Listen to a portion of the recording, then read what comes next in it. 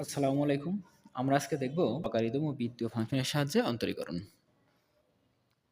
তাহলে দেখা যাক যে আমরা এটা কীভাবে করতে পারি। এখানে আমাদের একটা অঙ্ক দেওয়া আছে sin x plus cos x ভাগ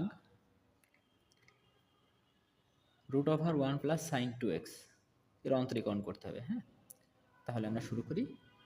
এর অন্তরীকরণ করতে হলে প্রথমেই আমরা অন্তরীকরণে যাব না, প্রথমে এটাকে একটু সিম্পলিফাই করে নেব। তাহলে আমরা দেখি যে আমাদের আছে কি sin x plus cos x ভাগ √1 প্লাস sin 2x। তাহলে sin 2x সমান কিন্তু লেখা যায়, আমরা এখানে একটা সূত্র দেখি যে sin 2x এটা সমান লেখা যায় 2 sin x cos x। তাহলে এই জায়গাটায় যেহেতু sin 2x আছে, তাহলে আমরা এখানে লিখতে পারি 2 sin x cos x। ওকে, তারপর আমরা যদি দেখি এখানে আছে কি sin x plus cos x ভাগ √, এই যে 1 আছে 1টাকে আমরা কি লিখতে পারি? আমরা 1টাকে লিখতে পারি হলো 1 সমান কি cos square x plus sin square x। তাহলে এখানে যদি লিখে দিই বা এটা এভাবে লেখা যায় sin square x plus cos square x, তার সাথে ছিল plus 2 sin x cos x।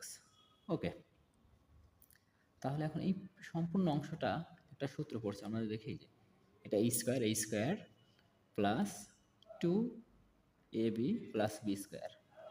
তাহলে এটাকে আমরা দিতে পারি a plus b whole square. তাহলে নিচে এটা হয়ে গেল কি, সাইনকে যদি আমরা a ধরি a plus b sorry a plus b whole square. এখন কি হয়, এই যে রুট আর স্কোয়ার কিন্তু উঠে যায়। হ্যাঁ, এই রুট আর স্কোয়ার উঠে যায়, উঠে গেলে উপরে থাকে কি sine square plus cos square ভাগ নিচে থাকলো sine square plus cos square. তাহলে নিচের এই অংশটি এবং উপরের এই অংশটি দুটাই সেম সেম হয়, পরে কেটে গেল, তাহলে কি থাকলো 1 থাকলো। এটা কিন্তু আমরা এখনো অন্তরীকরণ করি নাই, আমরা কি করলাম সিম্পলিফাই করে নিলাম। এখন আমরা এটাকে অন্তরীকরণ করব। তাহলে এখন লিখব যে x এর সাপেক্ষে অন্তরীকরণ করে পাই, অন্তরীকরণ করে পাই। এটা যদি আমরা দেখি তাহলে আমরা কি বসাবো ডি ডিএক্স। কাকে অন্তরীকরণ করব? এই যে আমাদের যেটা দেওয়া আছে sine x plus cos x ভাগ √1 প্লাস সাইন 2x। ওকে, এটাকে আমরা অন্তরীকরণ করব। এখন আমরা এখানে কি করব, এই অংশটার মান বসিয়ে দেব। তাহলে ডি ডিএক্সও আমরা জানি যে এই অংশটাকে আমরা সিম্পলিফাই করতে করতে দেখছি এই অংশটার মান কত 1, তাহলে এখানে 1 বসিয়ে দিলাম।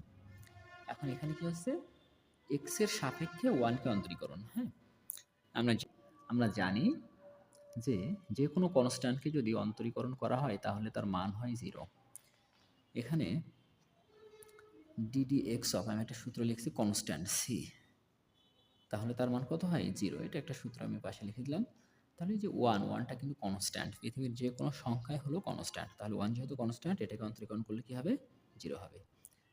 তার মানে এই যে আমরা দেখলাম যে sine x plus cos x ভাগ √1 প্লাস সাইন 2x এর অন্তরীকরণের মান হলো 0।